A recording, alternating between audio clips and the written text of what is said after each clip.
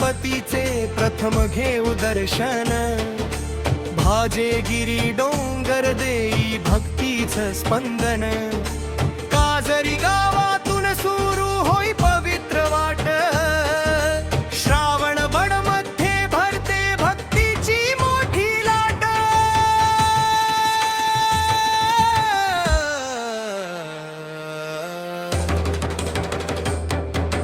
जय पद्मशेष महाराज, जय नागद्वार स्वामी, तुझ्या चरणी अर्पितो श्रद्धेची ही वंदनी।